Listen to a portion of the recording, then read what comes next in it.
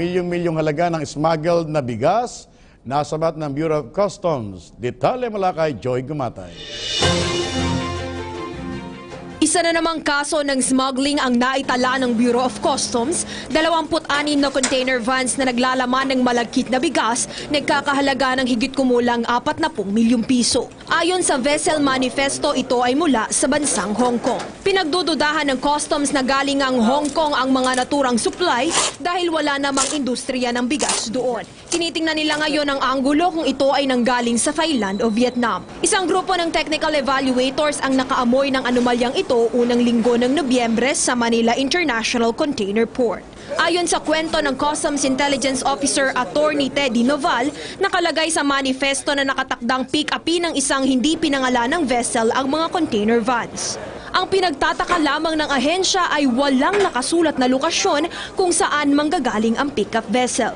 Ang nangyari kasi, this was consigned to the master of a particular vessel.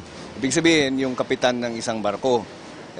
Sa experience namin, wala namang nangyayaring ganun. And the thing is, ito kasing consignment na to was supposed to identify kung nasan yung barko. Dito sa kasong to, hindi nila sinabi kung nasan yung particular na barko na pupuntahan itong shipment na to. So that in itself is red flag to us.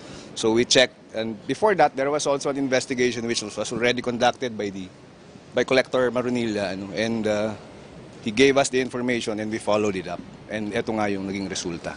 Ayon naman kay Customs Commissioner Nicanor Faeldon, mayroon na silang hawak na pangalan ng isang Filipino broker na hinihinalang suspect sa likod ng krimeng ito.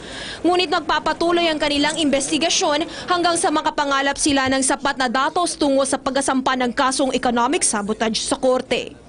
When can we expect yung filing natin as soon as possible? Can you give specific date, time, schedule? I'm looking at the first week of January, the case will be already filed.